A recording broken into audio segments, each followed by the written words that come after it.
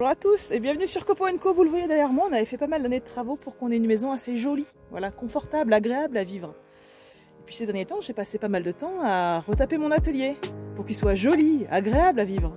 Mission accomplie, sauf pour ça. Voilà, à l'intérieur est nickel, le toit c'est un problème résolu parce que j'ai fait pas mal de rénovations dans l'atelier. D'ailleurs, vous pouvez retrouver tous les épisodes qui y sont consacrés dans la playlist. Je vous mets le lien en haut de l'écran.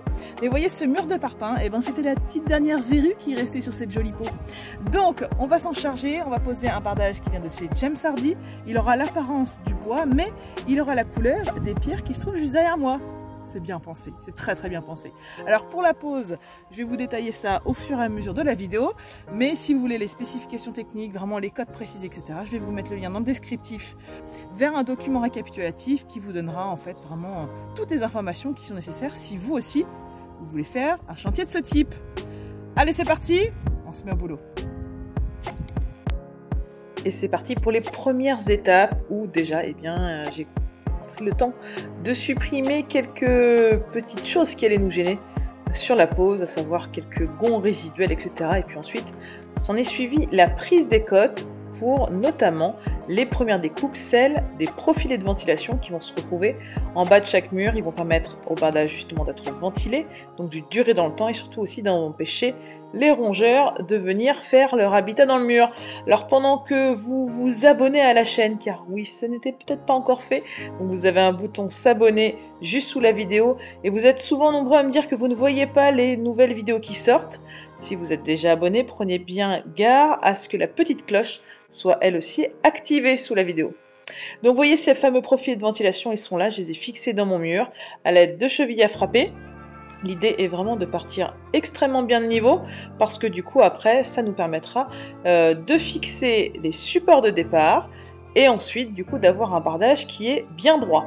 Ce bardage il va justement être fixé sur des demi-chevrons, vous les voyez là aussi, l'idée c'est de les percer, de les cheviller au mur. Là j'ai utilisé de la super grosse cheville de chez Fisher, je vous mets le lien dans le descriptif sous la vidéo, on est quand même sur de la cheville de mémoire qui faisait 140 mm, il fallait au moins ça. Et petite astuce, ne faites pas comme nous au début, c'est-à-dire comme sur cette vidéo là, achetez un forêt qui soit suffisamment grand, ça vous évitera d'avoir à percer en premier le chevron, puis ensuite le mur, voilà, vous allez vraiment gagner du temps. Donc ces chevilles à frapper, finalement en fait il faut pas tellement les frapper, il faut les frapper juste pour que la cheville rentre dans le mur et puis après elle se visse. Continuons sur les profils, j'ai installé ces profils de ventilation qui se mettent particulièrement au-dessus des fenêtres, au-dessus des portes. Vous le voyez, ils sont de la couleur du bardage, donc ils ont quand même un point de vue esthétique. Et là encore, ils vont permettre la ventilation et aussi l'écoulement de l'eau qui pourrait s'accumuler au fur et à mesure qu'il goûte sur le bardage. Alors des profils, vraiment, il y en a eu beaucoup. Ça nous a pris beaucoup de temps à installer, tout comme les chevrons. Là, c'est des chevrons qui font à peu près 6 par 7 cm. Voilà, c'est vraiment un temps qui est incompressible et qui est vraiment voilà, très problématique quand on a envie que ça avance, mais ça se fait bien, il faut être méthodique. Il faut savoir que l'anthrax est de 60 cm. Dans l'idéal, mais évidemment nous on a dû s'adapter parce que nos murs ils n'étaient pas forcément des multiples de 60, mais si vous posez tout à 60, sachez qu'après vous avez vos lames de bardage qui font 3,60 m et donc vous allez retomber pile poil sur un chevron, donc c'est intéressant de le respecter quand c'est possible. Petite particularité sur les pignons, vous le voyez, là encore on a mis des chevrons tous les 60 cm, mais il faut savoir qu'en haut des pignons, il faut mettre des chevrons de 20 cm espacés tous les 20 cm, ce qui va vous permettre de fixer ensuite l'extrémité des lames qui vont être coupées de biais. Dans le cas contraire, elles ne seraient fixées que tous les 60 cm et donc elles pourraient être amenées à se décoller en cas d'intempérie, en cas de vent, etc. En haut de ces chevrons, on viendra là encore mettre des profils de ventilation. Je vous laisserai aller voir la vidéo de pose qui est très bien faite de chez James Hardie. On va pas les mettre dans le même sens qu'en bas, mais ils vont avoir la même utilité, à savoir bien ventiler le bardage. C'est vraiment très important, c'est ça qui va permettre de le garder en bon état de mémoire, il est garanti 15 ans, donc c'est vraiment important de respecter les étapes de pose si on veut qu'il dure dans le temps. Voilà. Alors il y a des profilés aussi qui vont se mettre à l'angle des murs, qui vont permettre de mettre les lames de bardage de part et d'autre, vous les verrez tout à l'heure, ils sont de la couleur du bardage. Et bien sûr, tout ça est assorti en fonction des coloris que vous choisissez. Et vous avez aussi la possibilité de choisir des échantillons sur le site. C'est ce que j'avais fait, j'avais commandé 3 échantillons pour être sûr des coloris. Parce que sur le site internet, des fois on a du mal à se représenter bien ce que ça donne en vrai, donc n'hésitez pas, là encore je vous mets le lien dans le descriptif, vous pourrez aller choisir des échantillons si vous avez un projet bardage. Alors voilà, on vérifie bien que tout est d'aplomb, surtout au début. Nous, petite astuce, on voulait vraiment économiser au maximum les lames, et comme des fois on ne tombait pas pile poil avec un chevron sur l'extrémité de notre lame, eh bien, il nous arrivait de rajouter des petites cales de chevron dans notre mur à l'intersection des lames pour pouvoir repartir sur notre lame et éviter de gaspiller trop de bardage. Vous voyez, on s'est aussi fait une petite cale. Alors c'est vrai que quand tu es tout nickel aligné, eh bien ça s'enfonce bien les uns dans les autres, mais comme nous, quand le mur il peut avoir des petits décalages ou les petits chevrons peuvent être un petit peu vrillés, ça force assez facilement, donc une petite cale et ça résout bien le problème. Ensuite on a mis des pointes avec un pistolet à air comprimé au niveau des languettes, ce qui permet de tenir de façon invisible ces lames parce qu'elles s'emboîtent les unes dans les autres. Alors pour info, vous avez aussi la possibilité d'utiliser des vis adaptées, donc des vis inox si vous préférez. Mais pour la petite histoire, nous on a installé près de 1000 clous et je vous confirme que l'utilisation d'un pistolet pneumatique a grandement facilité les choses. Et donc voilà, c'est extrêmement solide et extrêmement discret, c'est parfait. En ce qui concerne les lames, on les a découpées justement avec des lames bien particulières. Vous allez voir un grand plan tout à l'heure. Alors, on les a découpées de 3 façons. Avec la scie sur table. Donc là, on sciait en mettant la lame, la face, le parement sur le dessus. On les a aussi découpées avec la scie radiale, toujours avec la lame spécifique diamantée qui est fournie par James Hardy. Là, on avait mis le parement, donc la face colorée, en dessous, voilà, pour éviter l'éclat. Vous voyez, ça fait des découpes extrêmement propres. Et quand on avait besoin de toutes petites découpes, par exemple, voilà, autour des poutres, au niveau des pignons, eh bien, j'ai pas hésité à utiliser mon outil oscillant. Donc, vous voyez la petite référence. Je vous la mets dans le descriptif sous la vidéo, qui vient de chez Bosch. Et là encore, une lame métal, et ça fait des merveilles, ça fait des coupes très très propres. Parce qu'on va pas se le cacher, au niveau des pignons, c'est très compliqué, il faut être méthodique, il faut être précis.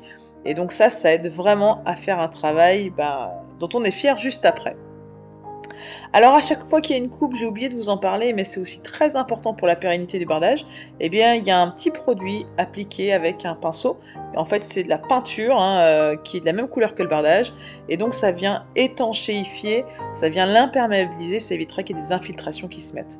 En parlant d'infiltration, vous le voyez, le bardage ne commence pas à ras le sol, il y a un petit espace minimum à respecter. Ça permet justement à l'air de bien circuler, et surtout quand il y a des éclaboussures, des projections d'eau, ça évite de l'humidifier trop et donc potentiellement de l'abîmer. Donc voilà, il y a une bande de 16 cm à respecter, et ici on voit le produit dont je vous parlais tout à l'heure, le Hardy Seal, voilà, qu'il faut mettre à chaque fois qu'il y a une petite coupe. Alors, en l'occurrence ici on avait dû couper la languette, c'était je crois de mémoire sous une des fenêtres parce qu'il fallait que ça puisse rentrer dans le profilé. Donc voilà, c'est une étape qui est indispensable. Voilà, ça prend pas trop de temps, et par contre il faut bien veiller, une fois que vous avez passé le produit, à enlever le surplus avec un petit chiffon.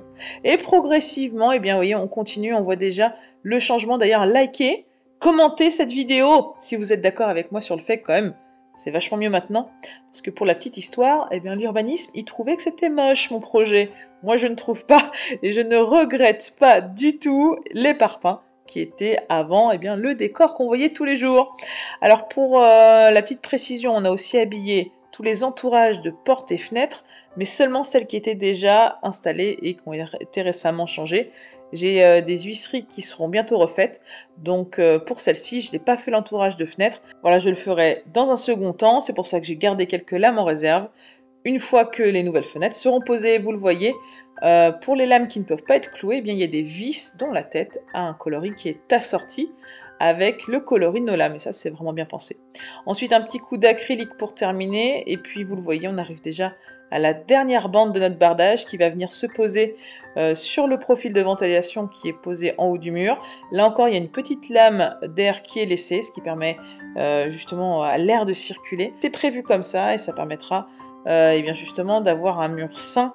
Ça serait dommage d'avoir passé tout ce temps-là et qu'au final, ça ne dure pas. Alors par contre, j'ai décidé d'améliorer quand même, après ce bardage, le rendu esthétique du bas de mur parce que, vous le voyez, les parpaings étaient encore visibles. L'idée, ça aurait été de le faire avant de faire le bardage, mais il n'est jamais trop tard pour bien faire. Donc, j'ai mis de la peinture.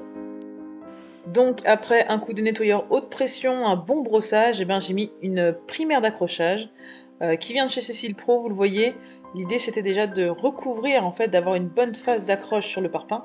Et puis après j'ai fini avec une peinture spéciale, la Persilox, qui vient toujours de chez Cécile Pro et qui est couleur calcaire et qui a l'avantage d'être quasiment similaire à la couleur du bardage. Donc vous voyez, ça s'accorde très très bien et ça finit parfaitement bien ce bâtiment, vous allez voir.